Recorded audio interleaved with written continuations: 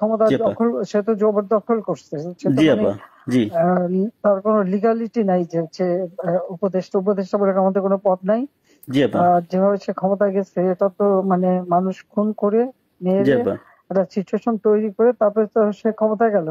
জি জি আপা। জি জি। তা না আমরা টার্গেট এগুলা, করছিল তো আমাকেই মেরে ফেলা। জি আপা আমি আমরা জানি জানি এগুলা না ঘটনাটা এগুলা আমরা বুঝেছে ইউরোপিয়ান পার্লামেন্টকে জানাবো, এটি তো জানাচ্ছিও। আর তাছাড়া আমি তো পদত্যাগ করি নাই। জি আপা। আপা সবচেয়ে বড় কথা হচ্ছে যে, আমাদের কনস্টিটিউশনের আর্টিকেল 57 অনুযায়ী যেভাবে পদত্যাগ করতে হয় জি আপা। আমার কিন্তু সেভাবে পদত্যাগ করা হয়নি। এবং সে কিন্তু ওই জন্য 6 তারিখের জায়গায় 5 তারিখে নিয়ে আসলো। জি। আর 5 তারিখে নিয়ে আসার ফলে আমার আমার পক্ষে তখন এমন ভাবে চারিদিকে লোক ঘেরাও। আমি দেখলাম যে এখন যদি ফায়ার ওপেন করে আমার এখানে সিকিউরিটি, তাহলে শত শত লোকের লাশ পড়বে। জি আপা। জি তাদের, হ্যাঁ সেটা। এত লাশ লাশ ফেলে আমি ক্ষমতা থাকতে চাই না। কিন্তু যখন আমার একটা সিচুয়েশন হয়ে গেল যে আমার সিকিউরিটি যাওয়া থ্রু এগুলো বাধ্য হয়ে তখন আমাকে সরে যেতে হলো গণভবন থেকে। যার ফলে আমার বঙ্গভবনে যে মহামান্য রাষ্ট্রপতির কাছে আমার পদত্যাগপত্র জমা আমি দেইনি। জি আপা। কাজে আমার কিন্তু পদত্যাগ হয়নি, আমি কিন্তু এখনো বাংলাদেশের constitutional prime minister. Elected prime minister. জি আপা। আমি আসলে দেশে দেশে কাউকে, তো এমনি কিছু পাবলিশ করতে দেয় না, কিন্তু এমনি তো জি আপা। ফেসবুকে বা এসে বেশ কিছু ডকুমেন্ট ওরা নিজেও দিচ্ছে যে কিভাবে মানুষ মারতেছে, জি খুন জি আপা। জি করতেছে, জি এগুলো আপা। তো আছে। জি জি আপা। চুল দিয়ে থেকে নিয়ে নেওয়া যেতে পারে। আমি আপা আর ওই যে, বেলজিয়ামে তো থাকার কথা। জি আপা। জি আপা। আমি আপা ওই যে এর মানে এখানে যে ইন্ডিয়ান অ্যাম্বাসেডর আছে। আমাদের ডক্টর মাসুদ আছে নিউ ইয়র্কে। জি আপা। আমি আপা ওনাদের সাথে আমার যোগাযোগ নাই। আসলে আপা আমি এখানে মেইন স্ট্রিমে পলিটিক্সে ছিলাম। আর তাছাড়া আমি আমি আপনাকে বলি, আমি 1988 সালে আপনার সাথে দেখা হয়েছিল লাস্ট। তখন আমাদের ওই যে আমার বাড়ি আপা ওই যে নোয়াখালী সোনাইমুড়িতে, আমি সোনাইমুড়ি থানা ছাত্রলীগের সেক্রেটারি ছিলাম। তখন আমাদের গোলাম সারোয়ার এমএ, যে আমার মামা হয়, উনি আমাদেরকে আপনার কাছে নিয়ে গেছিল। আচ্ছা আচ্ছা। আহ, আহ, তো এরপরে আপা আমি পড়ালেখার জন্য ইউরোপে চলে আসি। চিটাগং ইউনিভার্সিটিতে আমি হুম। পড়ালেখা করে তারপরে ইউরোপে চলে আসি। তো আসার পরে আপা আমি বেসিক্যালি বেলজিয়ামে মেইন স্ট্রিম পলিটিক্সের সাথে জড়িত ছিলাম। কিন্তু লাস্ট ইলেকশনের সময় আপা আমরা অনেক কাজ করছি। আমি আমার অর্গানাইজেশন, আমার একটা এনজিও আছে এখানে, একবারে ফুল হুম। প্লেজেন্ট আপনার লবি ফার্ম। হুম। আমরা প্রায় গত ইলেকশনের আগে, এই ইলেকশনের আগে আমরা প্রায় 180 জন এমপির কাছে আমরা চিঠি দিয়েছি যে কেন মানে বাংলাদেশ আওয়ামী লীগ গভর্নমেন্ট বাংলাদেশের প্রয়োজন। কিন্তু এবছর আমরা তারপরও কাজ করছি, কিন্তু পুরোপুরি কাজ করতে পারিনি। আর আসলে কারোর সাথে তেমন কেউ আমাদেরকে, ইভেন আমাদের যে এখানে প্রেজেন্ট অ্যাম্বাসেডর, আমি ওনাকে অনেকবার কথা বলার চেষ্টা করছি, উনি কখনোই আমাদেরকে অ্যাপয়েন্টমেন্ট দিত না। কারণ আমি তো ওইখানে আবার আমি সারাদিন ইউরোপিয়ান পার্লামেন্টেই থাকি। হুম। এবং আমি ওই ভিতরেই। তাহলে কেন দেবে না? কারণ আমাদের ইউরোপ পার্লামেন্ট আমাদের খুব দরকার। আপা আমি আমার এই আগামী মাসের প্রথম সপ্তাহে আমরা কনফারেন্স করব। আমি সিদ্দিক ভাইকে অন্যভাবে, সিদ্দিক ভাইয়ের সাথে আমার সরাসরি কথা হয়নি। আমার একজন। সে খুব বেশি একটা সুস্থ না, সে খুব বেশি একটা নড়তে চড়তে পারে না। জি আপা। জি। এখন আপা কার সাথে যোগাযোগ করব, সেটা হলো কথা। আমি চাচ্ছি না যে, আমাদের বেলজিয়াম আওয়ামী লীগের তো নেতৃবৃন্দ আছে, ওদের সাথে কথা বললে ওরাই তো অনেক কিছু দিতে পারবে। ওরা আমাদের আসলে, সমস্যাটা আমি হবে। বলছিলাম যে আমি আমি শহীদ ভাইকে বলছি, আমি রতন ভাইকে বলছি, জাহাঙ্গীর জাহাঙ্গীর চৌধুরী রতন ভাইকে বলছি যে আপনারা আমার কিছু হুম। ডকুমেন্টস, আমি নিজেই ডকুমেন্টস তৈরি করে দিয়েছি। তারা আরো চায়, যেমন কিছু এমইপি আমাদের বন্ধু বান্ধব আছে, খুব বেরি মানে অনেক ভালো বন্ধু এমইপি, তারাও জানে। তো তারা আমাকে বললো যে তুমি আমাদেরকে আরো কিছু ডকুমেন্টস দাও, আমরা এটা নিয়ে কাজ করব। মানে আমরা প্রায় না 15 জন এগুলো এমপির আজকাল কাছে তো চিঠি লিখেছি আপা। শোনো, ইউটিউবের যুগ, জি আপা। ফেসবুকের যুগ, সবই তো পাওয়া যায় এখন। জি আপা। আমরাও যা জি। পাচ্ছি ওখান থেকে পাচ্ছি। ও আচ্ছা আচ্ছা আচ্ছা আচ্ছা। তো জি আপা। ওখানে কালেক্টেড, আর আমাদের আওয়ামী লীগ ওখানে বললে পরে নিশ্চয়ই তারা কি করবে। ওরা ওরা তো আমাদের সাথে আছে, উনি ইয়েরাও আছে, যেমন তারাই দিতে শহীদ ভাই। পারবে। জি জি আপা। আর আমেরিকা, ওদের আমেরিকা থেকেও তো দেবে, দেবে না কেন? আমেরিকা তো আপা আমি ওই যে মানে কারোর সাথে আমার যোগাযোগ নাই। কার সাথে যোগাযোগ করলে পাবো আপা? তার সিদ্দিক সাহেবও তো আছেন, তার সাথে ওনারা ওই যে যোগাযোগ কয়দিন নিশ্চয়ই মনে আছে। হয়, কয়দিন ব্যস্ত মানে ছিল। এমদাদ আছে, সিদ্দিকা সাহেব আছে, তারপরে আমাদের মোহাম্মদ আলী সিদ্দিক আছে, আমাদের যারা আওয়ামী লীগের নেতৃবৃন্দ যে কোনো একজনের পারলে তো ওখানে পাওয়া যাবে। আচ্ছা ঠিক আছে আপা, জি জি। আপনার ভালো আছেন তো আপনি? হ্যাঁ, আমি ভালো আছি। আর আমি যখন পাওয়ার ছিলাম তখন অনেক ডকুমেন্ট, ওই যে মানুষকে মেরে ঝুলিয়ে রাখা এই রাখা এগুলি সমস্তই তো দিচ্ছি। আর সবচেয়ে বড় কথা আমরা হচ্ছে যে এগুলা আমি ডক্টর চাচ্ছি। ইউনূস ক্ষমতা জি আপা। দখল, সে তো জবরদখল করছে। সে তো জি মানে আপা। জি। তার কোনো লিগালিটি নাই যে হচ্ছে উপদেষ্টা উপদেষ্টা বলে আমাদের কোনো পদ নাই। জি আপা। যেভাবে সে ক্ষমতায় গেছে এটা তো মানে মানুষ খুন করে জি মেরে আপা। একটা সিচুয়েশন তৈরি করে তারপরে তো সে ক্ষমতায় গেল। জি জি আপা। জি জি। না তার আমরা উদ্দেশ্য এগুলা, ছিল তো আমাকেই মেরে ফেলা। জি আপা আমি আমরা জানি যে এগুলা না ঘটনা এগুলা ছিল আমরা কিন্তু ইউরোপিয়ান পার্লামেন্টকে জানাবো, এটি তো জানাচ্ছিও। আর তাছাড়া আমি তো পদত্যাগ করি নাই। জি আপা। আপা সবচেয়ে বড় আ- কথা হচ্ছে যে, আমাদের কনস্টিটিউশনের আর্টিকেল 57 অনুযায়ী যেভাবে পদত্যাগ করতে হয় জি আপা। আমার কিন্তু সেভাবে পদত্যাগ করা হয়নি। আচ্ছা আপা, তার কারণ এই হচ্ছে এই অনুসার এই জি আন্দোলনের স্যার। পিছনে থাকার একটা বড় কারণ হচ্ছে যে তার যে দুর্নীতি, জি আপা। মানি লন্ডারিং, জি জি আপা। ট্যাক্স ফাঁকি দেওয়া, জি লেবারদের অর্থ আত্মসাৎ করা, জি। আবার লেবার লিডারদের ঘুষ দেওয়া, জি আপা।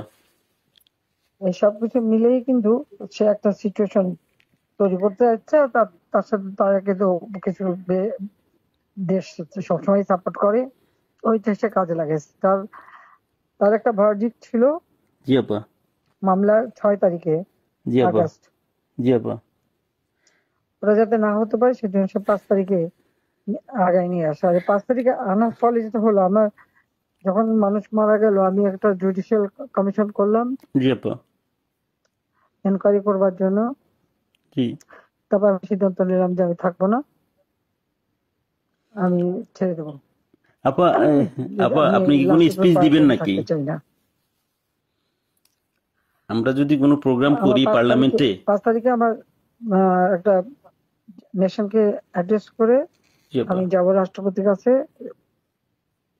আমি তার কাছে সাবমিশন করব।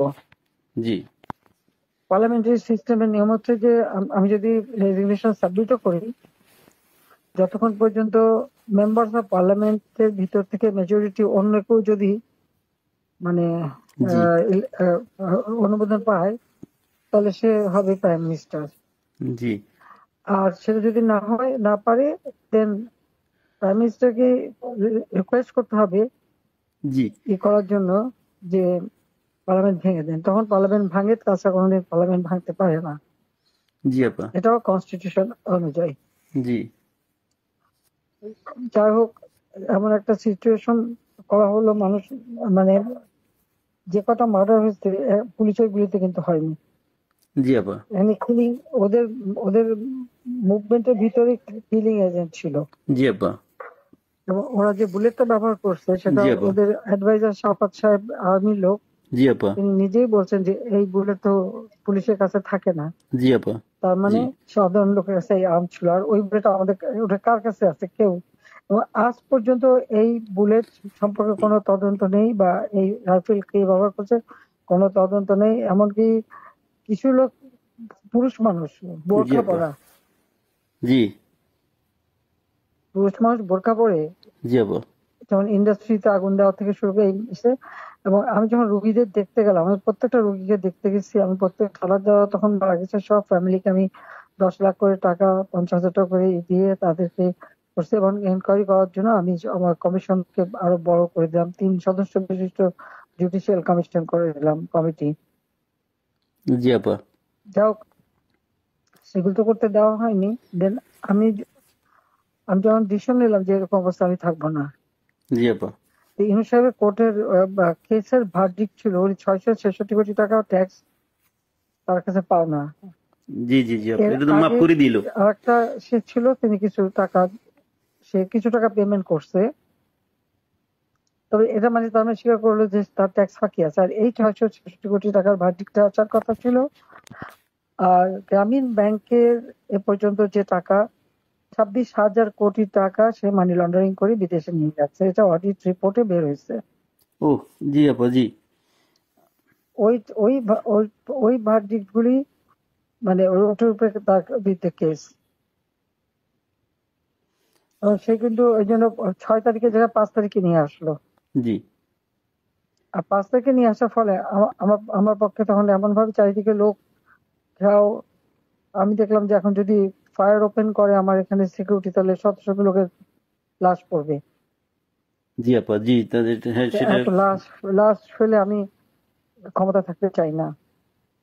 কিন্তু যখন এমন একটা সিচুয়েশন হয়ে গেল যে আমার সিকিউরিটি যাওয়া থ্রু এগুলো বাধ্য হয়ে তখন আমাকে সরে যেতে হলো গণভবন থেকে। যার ফলে আমার বঙ্গভবনে যে মহামান্য রাষ্ট্রপতির কাছে আমার পদত্যাগপত্র জমা আমি দেইনি। জি আপা, কাজে আমার কিন্তু পদত্যাগ হয়নি। আমি কিন্তু এখনো বাংলাদেশের constitutional prime minister. Elected prime minister. জি আপা, ইনশাল্লাহ আপা আপনি চলে আসবেন তো, ওটা আর বেশি দিন নেই। উনি উনি কিন্তু তারপরে যখন মানে খুঁজে বেড়াচ্ছে, তার ফলস ছবি দেখালো, আমি সই করছি, সেটা হলো আমার ভিজিটিং বুকের সই। ছবিটা ভালো করে দেখলে দেখা যাবে ওটা একটা মোটা বই, জি আপা, যেখানে ভিজিটিং। ওরকম কোনো বই প্রাইম মিনিস্টার সই করে পদত্যাগ করে না। আর আমার সেই চিঠিও কেউ দেখাতে পারছে না। তার চিঠি তো গণভবনে রেখে আসছিলাম। জি আপা, গণভবন আগুন দিয়েছে, পুড়িয়ে দিয়েছে, লুটপাট হয়ে গেছে, ওগুলি সব চলে গেছে। সবকিছু আপা এলোমেলো করে ফেলছে তারা, সবকিছু নষ্ট করে ফেলছে। এত সুন্দর করে দেশটাকে উন্নত করে সমস্ত জায়গায় কি সম্মান বাংলাদেশের! আমি গেলাম আপা আমি বিদেশের সংস্থার সাথে কাজ করি আপা, বুঝছেন। সম্মান তারা দিল। তারপরে আমরা তো জানি আপা আপনার আপনার অ্যাচিভমেন্ট, আপনি যা করে দিয়ে গেছেন বাংলাদেশের জন্য বা করবেন, এটা আর কেউ করতে পারে না, পারবেও না। এটা এটা বিদেশিরাও স্বীকার করে। আমি তো আপা মানে আজ 10 বছর থেকেই ইউরোপিয়ান কমিশন পার্লামেন্টের লবিস্ট হিসেবে কাজ করি বিভিন্ন ইয়েতে। আমরা তো বিভিন্ন অর্গানাইজেশনে ইয়ে আছে, আমরা ইনশাল্লাহ আপা আমি বাংলাদেশ নিয়ে কাজ করো, যাতে ইলিগাল লোক সে পাসপোর্ট ক্যান্সেল করে, সে 495 জন আমাদের উপজেলা চেয়ারম্যান, জি আপা, 5,000 5,500 ইউনিয়ন পরিষদ চেয়ারম্যান, জি তারপর জি আপা, আমাদের মেয়র, পৌর কর্পোরেশনের জি আপা, মেয়র, সিটি কর্পোরেশন, তাদেরকে সে এক নোটিশে বাতিল করে দিল। এখন বন্যার সময় আমাদের সব সেট করা প্রোগ্রাম, জি আপা। এখন বন্যার সময় মাইকিং করে করে টাকা উঠাচ্ছে, কিন্তু ডিস্ট্রিবিউশনের নাম নেই।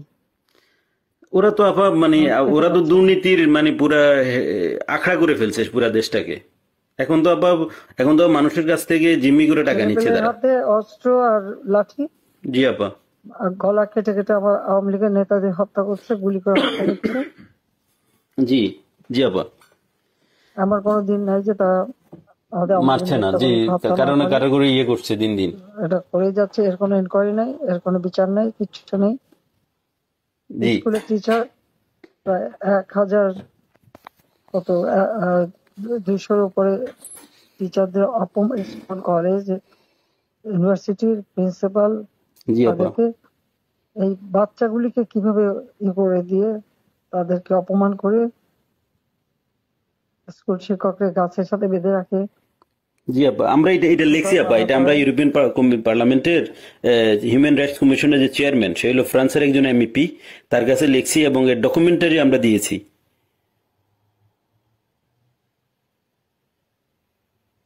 এটা কি করে হয় একজন টিচারকে এইভাবে অপমান করা? অনেকে তো আপা মানে আত্মহত্যা করেছে, বুঝছেন,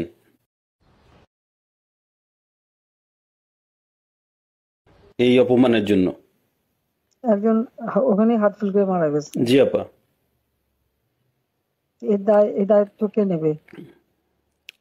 আর যে ছেলেগুলি মারা গেছে জি মিছিলে, জি আপা, খুব শর্ট রেঞ্জের থেকে তাদেরকে 7.62, যেটা আমাদের যে ব্রিগেডিয়ার সাকাওয়াত সাহেব জি বলছে, আপা, উনি তো জি উনি তো চিনেন, আমরা তো আর এগুলি চিনি না।